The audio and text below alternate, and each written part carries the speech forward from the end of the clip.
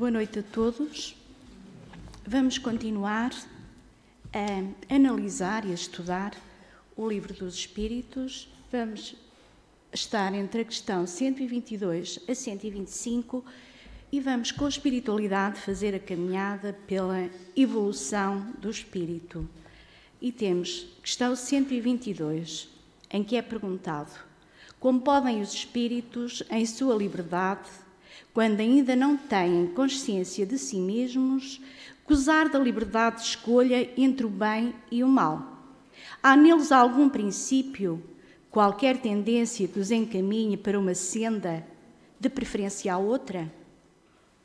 Respondem-nos: o livre-arbítrio se desenvolve à medida que o espírito adquire a consciência de si mesmo. Já não haveria liberdade desde que a escolha fosse determinada por uma causa independente da vontade do espírito. A causa não está nele, está fora dele, nas influências a que cede em virtude da sua livre vontade. É o que se contém na grande figura emblemática da queda do homem e do pecado original. Uns cederam à tentação, outros resistiram. Então, de onde vêm as influências que sobre ele se exercem? A resposta: dos espíritos imperfeitos, que procuram apoderar-se dele, dominá-lo e que rejubilam com o fazê-lo sucumbir. Foi isso o que se intentou simbolizar na figura de Satanás. Linha B. Tal influência só se exerce sobre o espírito em sua origem? Acompanham-o na sua vida de espírito, até que haja conseguido tanto império sobre si mesmo que os maus desistam de obsidiá-lo. E eu, ao ler estas respostas, esta pergunta e estas respostas, percebi, não tinha dúvidas, o quanto eu ainda sou obsidiada em tão pequeninas coisas. Tão pequeninas coisas. Então vamos analisar a livre vontade. Tudo acontece por vontade do espírito e nós já ouvimos, sabemos e sentimos, somos espíritos. Pertencemos ao universo, de lá viemos, para lá estamos, vimos do Pai, somos parte do Pai e nele nos enquadramos e estamos. A pergunta 122, feita por Allan Kardec, foi muito profunda. A escolha do espírito certamente não foi determinada só por Deus, o qual, sendo omnisciente, já sabia o que os espíritos haveriam de escolher. O livre-arbítrio surge de acordo com a evolução da alma e cresce com ela. Se ela não tem no princípio uma consciência perfeita do que deve fazer, é ignorante daquilo que escolhe. Portanto, não há pecado nenhum, não há mal nenhum na conduta que se tem, há apenas ignorância ainda, imperfeição. Eis porque não deve ter culpa daquilo que faz. E quantos de nós carregamos complexos de culpa uma vida inteira por coisas que fazemos e achamos que somos culpados?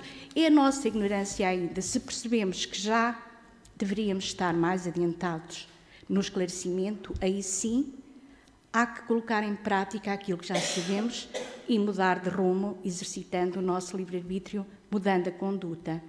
Porque todos passamos por estas diretrizes. São processos de aprendizagem indispensáveis ao despertamento da alma. Jesus disse que a verdade liberta as criaturas. Então, desde que o espírito começa a conhecer a verdade, e nós que estamos aqui, estamos a conhecer a verdade já de uma forma mais clara, mais profunda, mais luminosa, mais intensa, a luz do entendimento livra-o de todo o mal. Nós cedemos ainda à tentação dos espíritos inferiores se vivemos na inferioridade. E quando vivemos nas trevas é porque ainda desconhecemos a luz. Os espíritos somente erram, se é esse o termo que se pode usar, porque desconhecem ainda as consequências do mal. Quando passarmos a ter conhecimento e consciência das consequências do mal que fazemos, com certeza já não erramos, pelo menos intencionalmente. O bem domina todas as consciências. E porquê? Porque nós fomos feitos pelo amor, fomos feitos pelo Pai. Fomos feitos pelo amor, por amor e para o amor. E estamos apenas e tão só no amor. Nada mais existe fora do amor. Então não existe o mal, não existe.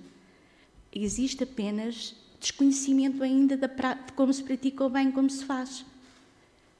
As mãos que trabalham para que pudessem surgir espíritos são puras. São puras na sua totalidade.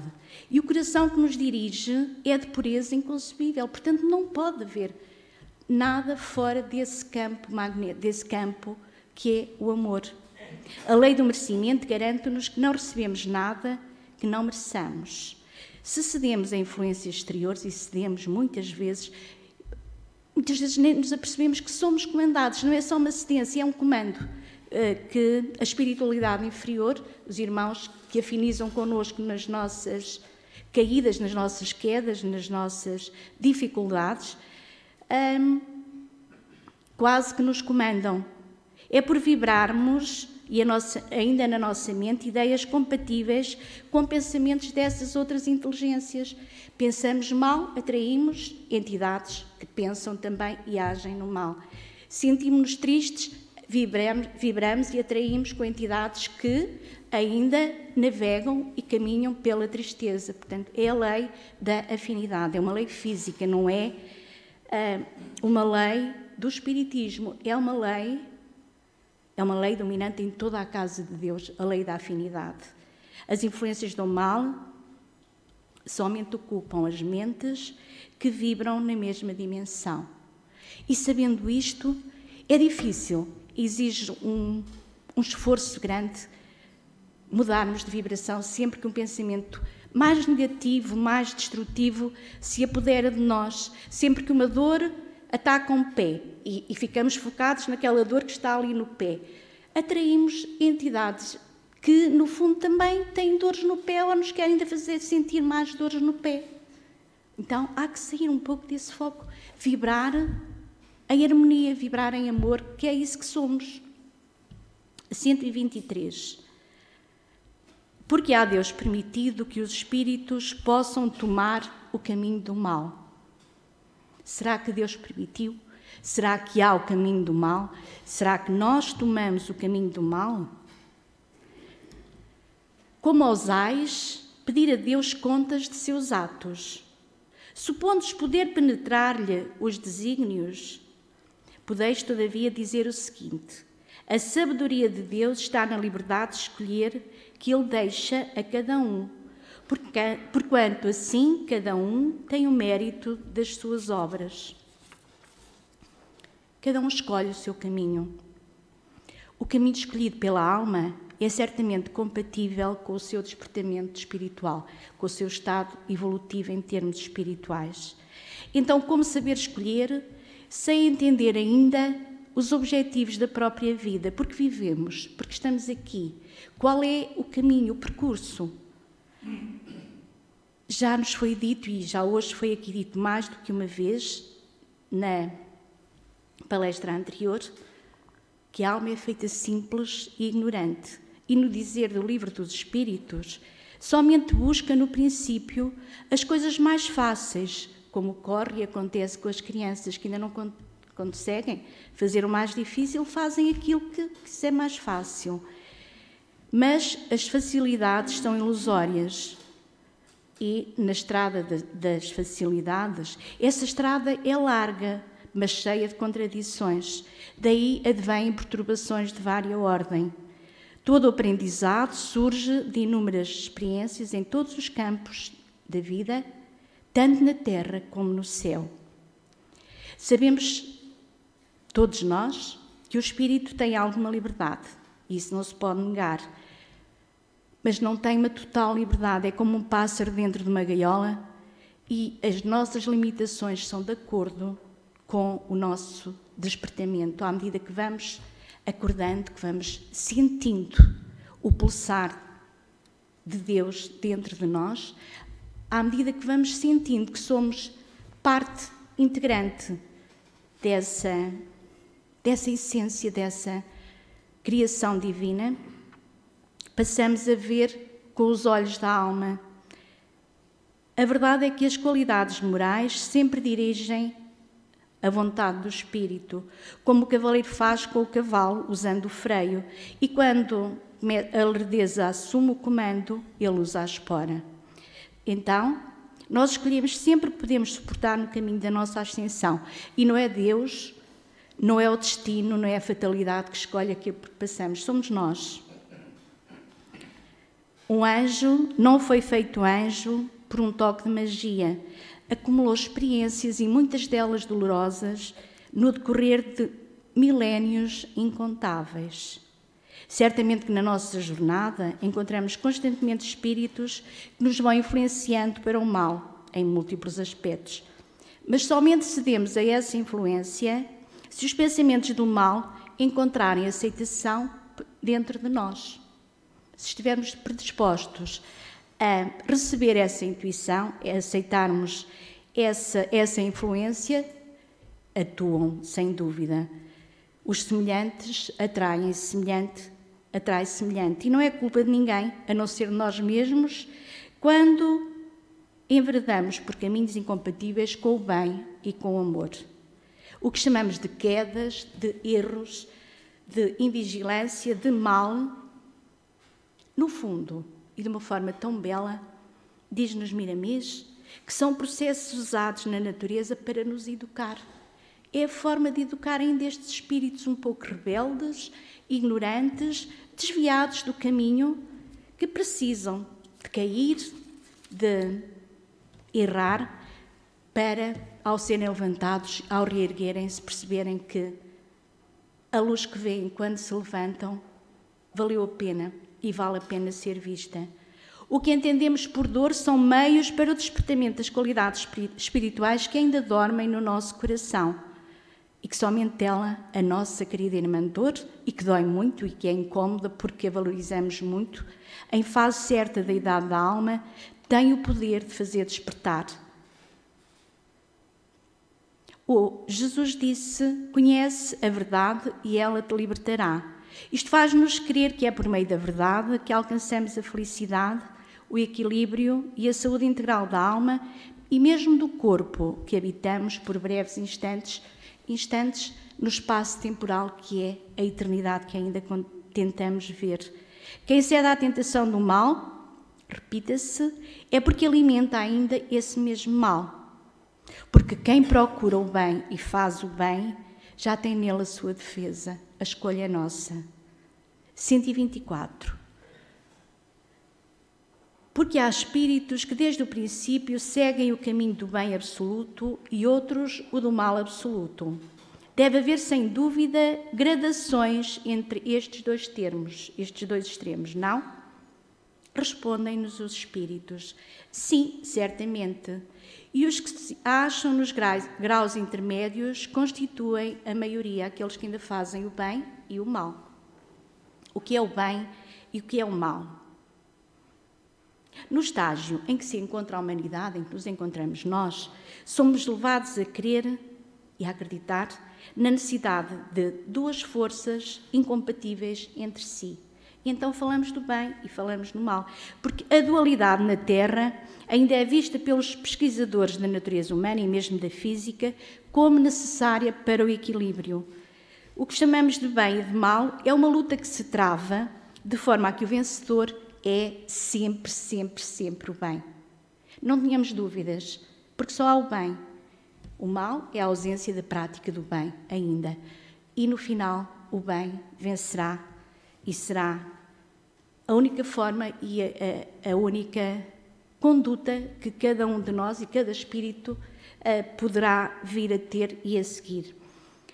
Se fomos feitos por Deus, que é todo amor, olhados e amparados pelos agentes da luz, nossos irmãos maiores, não pode acontecer o que muitos pensam, ou seja, que alguns espíritos, desde a sua origem e para sempre, se entreguem ao mal.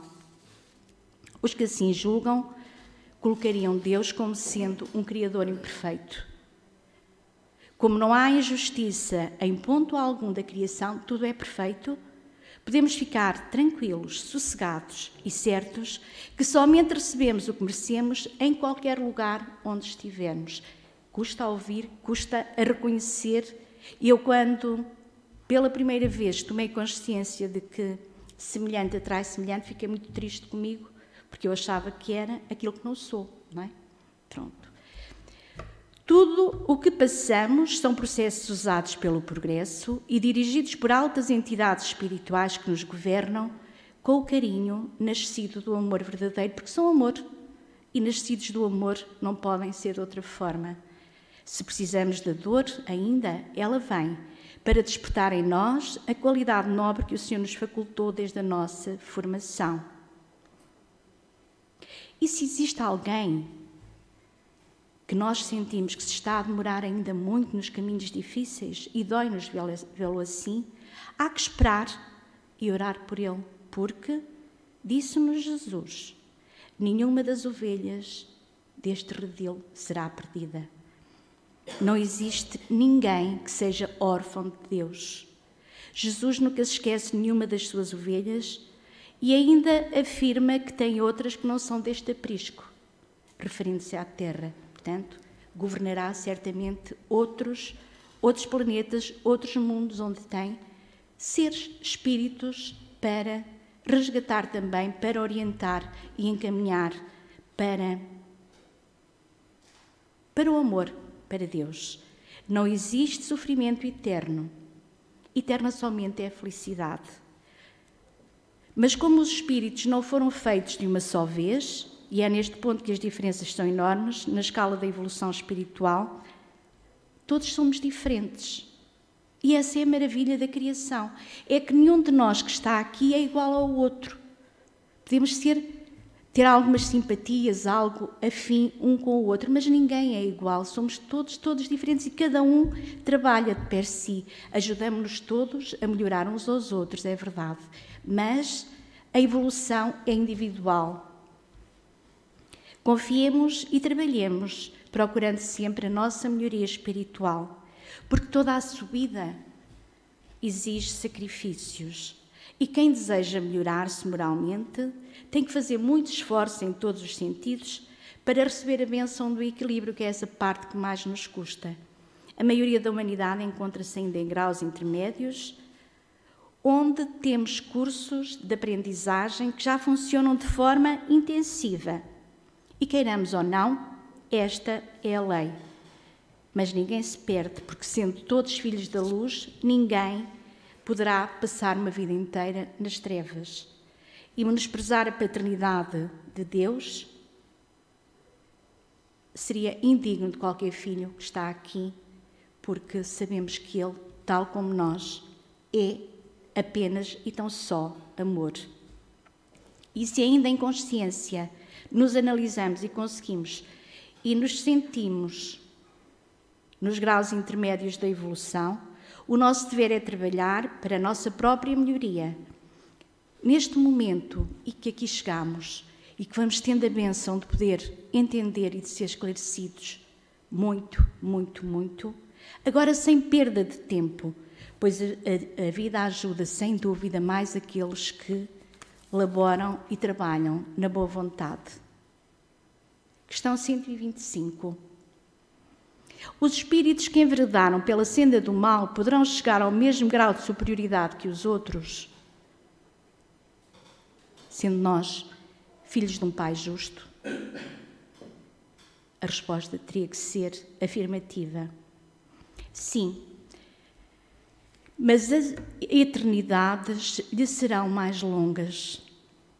Por estas palavras, as eternidades, se deve entender a ideia que os espíritos inferiores fazem da perpetuidade dos seus sofrimentos, cujo termo não lhes é dado ver, ideia que revive todas as vezes que sucumbe numa prova. E nós ainda temos muito a ideia de quando é o sofrimento que é eterno. A felicidade e os momentos bons esvaem-se, não nos lembramos deles, não os conseguimos descrever, não os armazenamos no nosso coração.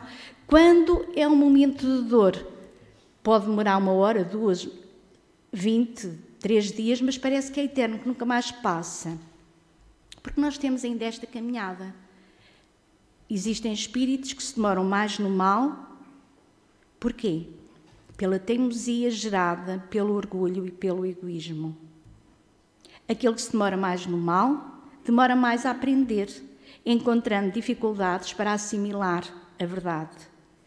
Mas quando toma consciência do bem, como sendo o fator principal da sua vida, também gasta menos tempo a aprender, porque acorda, pelo facto de já estar preparado pelo sofrimento atroz que teve ao longo de várias existências e que lhe deixou um saldo de grandes experiências. Então percebe que está na hora de dar o salto e dá-lo com mais facilidade, de uma forma mais rápida do que quem vai num processo muito certinho.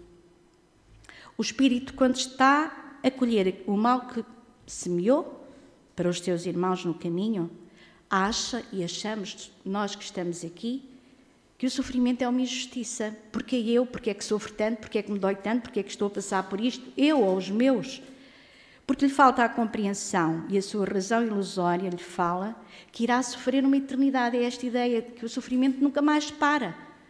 Mas não há dor que dure para sempre. Não há. Porque nós ainda não conhecemos e falamos da eternidade, isto parece que é eterno, se for para durar, sei lá, meses.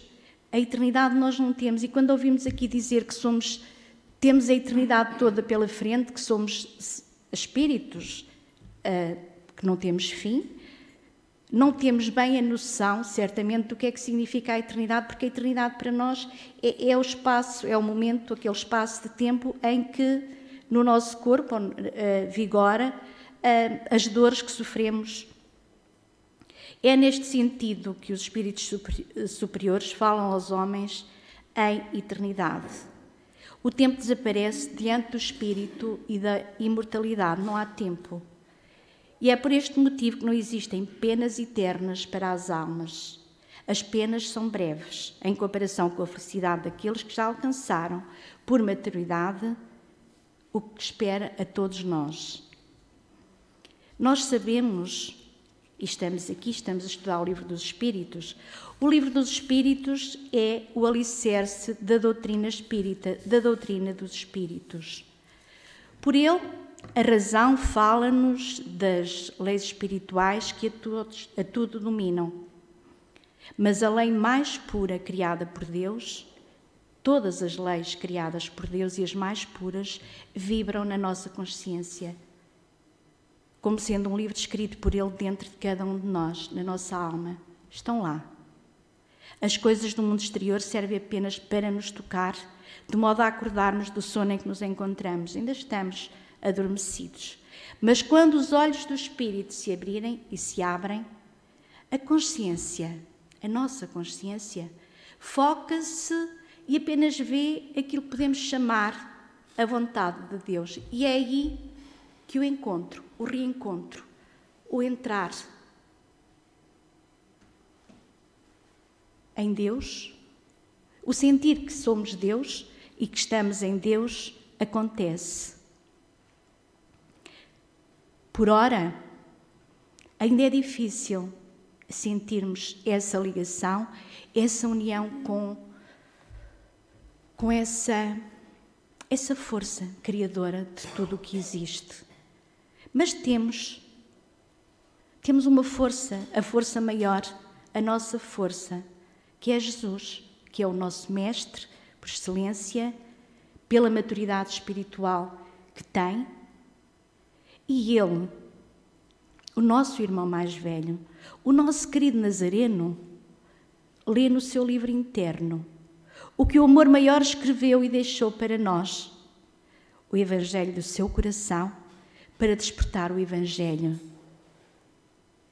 que é o mesmo, o Evangelho de Cristo, o Evangelho de Jesus, é o mesmo que o Evangelho do cosmos, é a lei de amor, para despertar esse Evangelho dentro de nós.